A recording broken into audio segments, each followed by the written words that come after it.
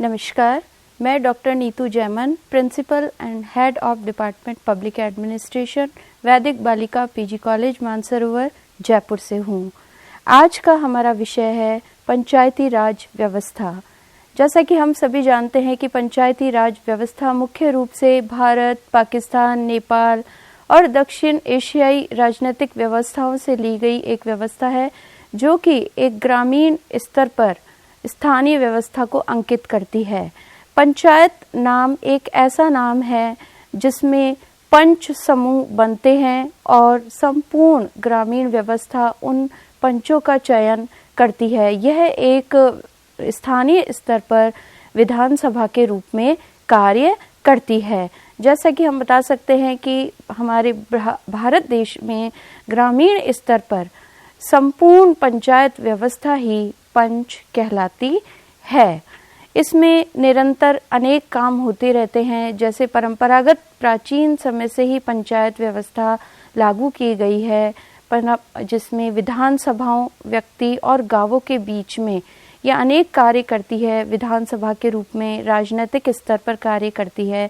वर्तमान समय में भी भारतीय सरकार निर्वाचित ग्राम पंचायतों को सशक्त बनाने का कार्य करती है। मतलब भारतीय राजनीतिक स्तर पर जो भी ग्रामीण व्यक्ति पंचायती स्तर पर सदस्यों को निर्वाचन करते हैं, वो उन्हें सशक्त बनाने का काम करते हैं। स्थानीय स्तर पर भी ग्राम पंचायतें, पंचायती स्तर काफ़ी कार्य करती है। प्रशासनिक दृष्टि से उनके कार्यों को विकेंद्रीकृत कर दिया गया है, क्योंकि जब तक प्रशासनिक स्तर पर ये कार्य नहीं किया जाएगा, उसको विकेंद्रीकृत नहीं किया जाएगा, तो सभी कार्य ग्रामीण स्तर पर सभी व्यक्तियों को नहीं प्राप्त होंगे। क्योंकि ग्राम स्तर पर सभी व्यक्तियों ने अपनी बुद्धिमत्ता से, सम्मान से इन पंचों को अपनी महत्वता के लिए, अपनी समस्याओं का समाधान करने के लिए चुना है। इसके आगे हम बता सकते हैं कि पंचायती राज जो है ग्राम पंचायत प्रशासन की एक बुनियादी इकाई है। मतलब जब पंचायती राज व्यवस्था स्थापित की गई तो इसकी प्राथमिक इकाई के रूप में, एक आधारशिला के रूप में ग्राम पंचायत को माना गया, जिसमें शासन व्यवस्था के द्वारा, राज्य सरकार के द्वारा अपने अधिनियम में इसे निर्मित करते समय इस शासन की एक प्रणाली को इसे 3 स्तरों में विभक्त किया। जैसे गांव, ब्लॉक यानी कि खंड स्तर और जिला स्तर। खंड स्तर जो है सबसे शीर्ष की इकाई है। इसे हम विभिन्न स्तरों में व्यक्त कर सकते हैं। जैसे कि पहला हम बताएंगे जिला परिषद। जिला परिषद सर्वोच्च इकाई है जो स्थानीय ग्रामीण संस्था है हमारी। उसमें पंचायत में सबसे शीर्ष की जो संस्था है वो है जिला परिषद, जो जिला स्तर पर है। उसके बाद पंचायत समिति, जो कि उसके अधीन रह के कार्य करती है। राज्य सरकार के द्वारा निर्धारित किए गए नियम, कानून, सारी कार्य शक्तियों का प्रयोग पंचायत खंड स्तर पर पंचायत समिति के द्वारा संचालित किए जाते हैं। और उसके अधीन आधारशिला जिसे हम कहते हैं बिल्कुल संपूर्ण ग्रामीण स्तर पर, वो है ग्राम पंचायत, जो कि एक जो है स्थानीय स्तर का ग्राम पंचायत जो है संपूर्ण एक ग्रामीण व्यक्तियों से जुड़ी हुई संस्था है, राजनीतिक स्तर की संस्था है जिसे हम कह सकते हैं।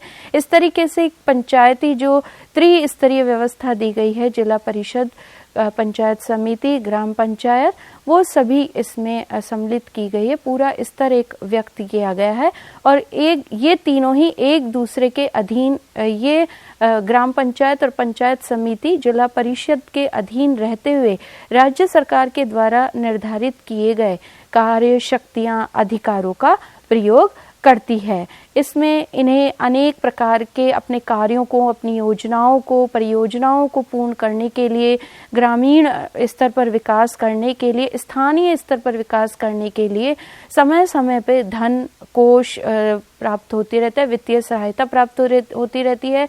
जैसे कि हम बताएं कि पंचायत स्तर पर इन्हें जो वित्तीय सहायता ग्रामीण स्तर पे विकास करने के लिए प्राप्त हो रहता है वो है स्थानीय निकाय अनुदान या फिर केंद्रीय वित्त आयोग की सिफारिश के अनुसार इन्हें धन या अनुदान इन्हें प्राप्त होता रहता है। स्थानीय निकाय जैसे कि इन्हें जिला परिषद या इनके उच्च स्तरीय स्थानीय संस्थाएं से हैं उनसे अनुदान प्राप्त होता रहता है ताकि ये अपनी विकास योजनाओं को ग्रामीण स्तर पर एक आधारशिला के रूप में पूर्ण कर सकें।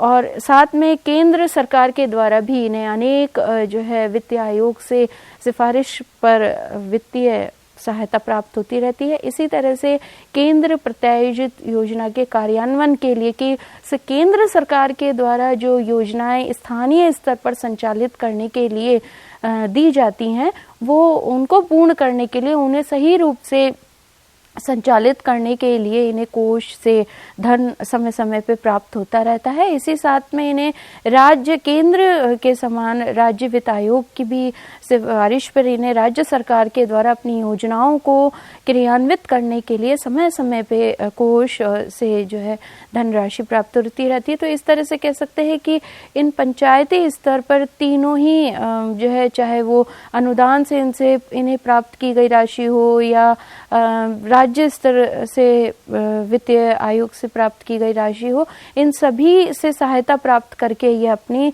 सरकार के द्वारा संचालित की गई योजनाओं को प्राप्त करते हैं, संचालित करते हैं ताकि ग्रामीण विकास ग्रामीण क्षेत्र में इसका विकास किया जाए।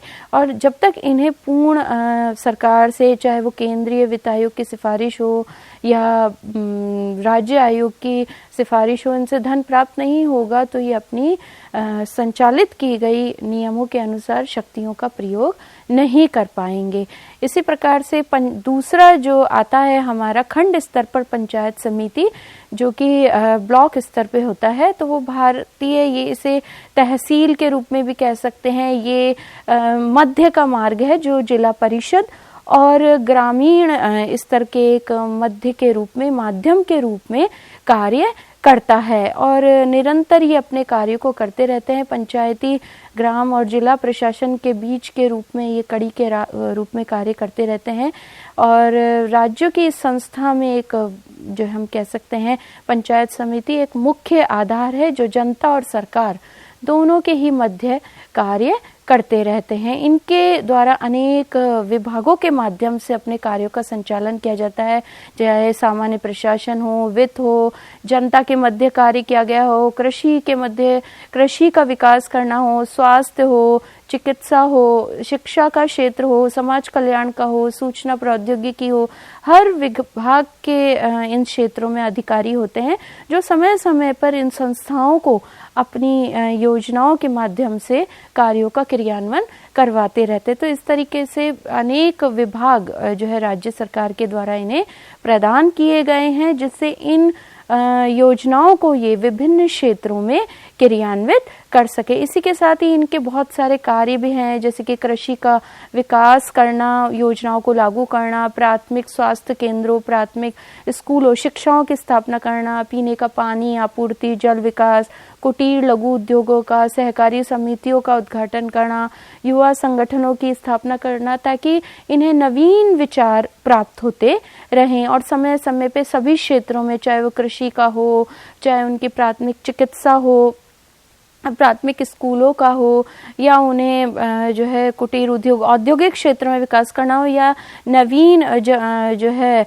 जनसंख्या के विचारों को जानना हो, तो ये सभी महत्वपूर्ण कार्य करते हैं। इस प्रकार से हम कह सकते हैं कि जो है पंचायती राज व्यवस्था में एक बहुत ही राज्य सरकार के द्वारा अच्छी त्रिस्तरीय व्यवस्था की गई है जिला स्तर पर, खंड स्तर पर और जो है ग्रामीण स्तर पर, और ये सभी राज्य सरकार के अधिनियमों के अंतर्गत रहते हुए अपने नियमों, कानूनों, अधिकारों और योजनाओं का समय समय पर क्रियान्वयन करती रहती हैं और अपने जो है ग्रामीण विकास हो चाहे योजनाओं का विकास हो, सभी कार्यों को जो है जनता तक, सरकार और जनता के मध्य रूप में रहकर कार्यों को समय समय पर क्रियान्वित करती रहती है।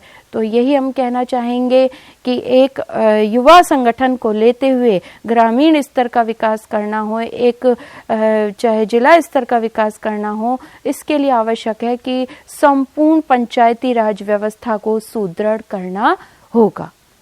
धन्यवाद।